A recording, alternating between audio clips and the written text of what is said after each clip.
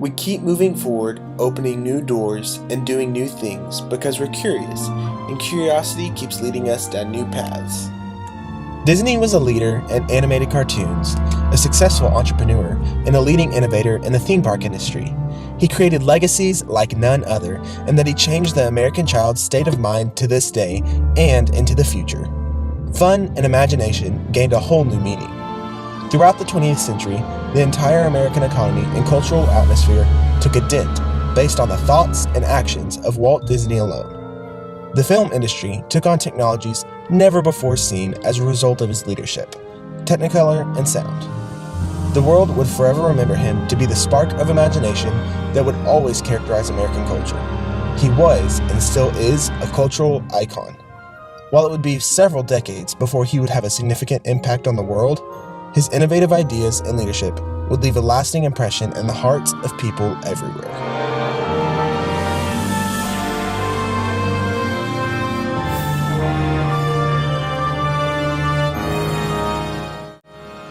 On December 5, 1901, Walter Elias Disney was born to be the fourth son in a little house in Chicago, Illinois. In hopes to escape harsh city life, the Disney family moved south to a small farm in Kansas City, Missouri. While living there after a late start in public school, his imagination began to show when he was instructed by his teacher to draw a bowl of flowers. Unlike others, his had faces and arms. He was a fourth grader like none other. His artistic skills continued to progress throughout his high school career. He took over as the leading artist of his high school yearbook through his well-drawn comics. After his family farm died, Disney turned to his first job delivering newspapers for the Kansas City Star, which required waking up at 3:30 in the morning. This was the beginning of many hardships Disney endured, which built his steadfast character. His motivation to help his family was a reflection of his hard work ethic that he is known for today. However, one would wonder how such small details matter when regarding his later success. The answer to this is that these small successes, such as gaining a small leadership position and pushing his talents to create a sketch better than any before, is that these taught Disney to identify the values of hardship and dedication.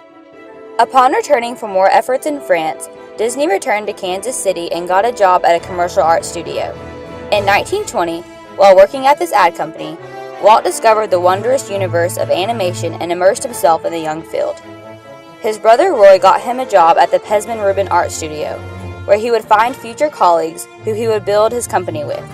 Together, they created Laugh-O-Gram films. In 1923, the studio became bankrupt, which resulted in him and his brother Roy moving to California for the first time in search of new opportunities. He and his new team then established the Disney Brothers Studio. Together they created their first huge hit, Oswald the Lucky Rabbit. This is the first major event in which Disney practiced his leadership skills to recover from failure and turn to success. Unfortunately, a few years later, Margaret Winkler and Charles Mintz, whom Disney had contracted his creation with, stole the rights to Oswald. Disney's leadership was evident because even though Disney was face to face with bankruptcy and was intensely searching for a grip on success, he turned to his new cartoon whom he had been working on, a light-hearted character, Mickey Mouse, which became an immediate success. This would be a large image included in Disney's legacy on America and an instant picture of Disney's creativity. His first animated shorts he created featuring Mickey Mouse were silent, Plain Crazy, and Gallopin' Gotcho. However, his third and most successful Mickey Mouse short, Steamboat Willie, included sound and music. With Walt Disney as the voice of Mickey Mouse, the cartoon was an instant sensation. Disney's leadership was truly shown in these, with the new forms of characters and humor the industry had never before seen, which were only more successful with his introduction of sound. People were interested in the fact that there were new animals in these cartoons, but the audio and animation that made them come to life pushed them over the top. Walt's drive to perfect the art of animation was like none other. Disney's invention, Technicolor, was first seen in his Silly Symphonies cartoon features. 2 years later, Walt Disney obtained a patent for his Technicolor, making him the sole colored cartoon on the market. In 1932, the production entitled Flowers and Trees won Walt the first of his studio's Academy Awards. In 1937, he released The Old Mill, a first short subject to utilize the multiplane camera technique. These three together, sound, color, and multiple angles, took Disney to the top. He was the leading animation artist of the time, with no one following as a close second. No one was willing to take the risk, nor did they have the creative flurry that Disney had. Many are not able to see that Disney's leadership skills did not stop at animation, but were shown in business as well. Walt's risk of bankruptcy was a business model that Walt rose his entire career hanging by a thin thread over failure. Walt proved his success and leadership skills once again with Snow White and the Seven Dwarfs, another first. This project was ridiculed as an investment. It was the world's first full-length animated feature.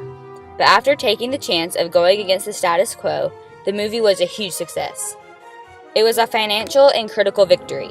Although the production required a budget of almost $1.5 million, it produced a revenue of over 400%, at a high $416 million.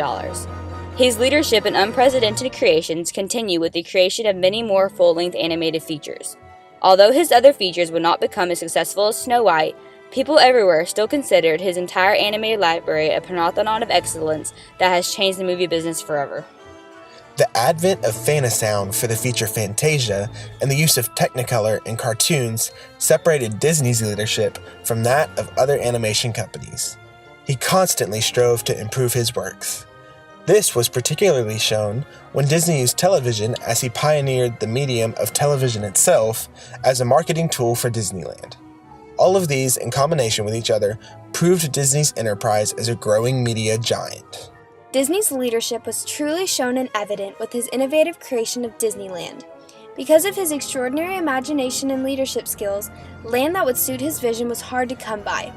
After searching all of West California, Disney compromised for a 160-acre plot of land located near the junction of I-5 and Harvard Boulevard. After Disney came to the realization that his pockets were empty, he sought for investors to acquire financial support. To do so, Walt Disney gave America a glimpse of the magical park by portraying it on a Disney series, Walt Disney's Disneyland. Construction began July 21, 1954. Over the next 5 years, the gross income skyrocketed from $6 million to $70 million. His leadership was apparent when the far-fetched 12-month construction plan became a reality. By 1957, over 10 million people had visited and fell in love with the park. From this day forward, Disney's life would never be the same. However, one would question what made Disney's parks so much different and so much more successful than others. The answer to this soon became obvious after the gates opened. Opening day, July 17th of 1955, was a day that would impact America forever. Disney welcomed the opening crowd with an humbling speech. Happy place, welcome. Disneyland is your land. Here age relives fond memories of the past, and here youth may savor the challenge and promise of the future. Disneyland is dedicated to the ideals, the dreams, and the hard facts that have created America, with the hope that it will be a source of joy and inspiration to all the world. Thank you. Disney didn't want this just to be a park with a few rides to entertain his visitors. He intended Disneyland to be a home for all who came into its gates. He wanted this land to be a place where imaginations and dreams became reality, and that's exactly what it became. Not just rides, but an entirely different world. Each and every detail was monitored closely, including the music you heard as you traveled between attractions, the lack of the view of the outside world, and the attitudes of the employees towards customers. The emphasis of separation from reality made it so enjoyable to visitors because they entered a place so far from everyday life, they lost all worry. However, the uniqueness of these details came not from Disney's hired employees, but from Disney himself. Disney was always the last to approve every specific detail before the park was to be occupied. This modeled the appeal that Disney had on societies throughout America. Through his innovative ideas, persistent leadership skills, and his work ethic conveyed through business, he left a legacy on America that would never be forgotten. Not only would his business techniques and establishments grow to spread to international economies, but his fun and loving attitude would be passed down into the minds of children everywhere. His utmost and highest priority was the look on customers' faces as they left the park. By no means was Disney an introvert. He gauged his own success off the way others felt. His hard work is reflected in the way that Disney's legacy is shown today. His extraordinary and imaginative ideas influence children to follow their dreams and allow their imagination to be limitless.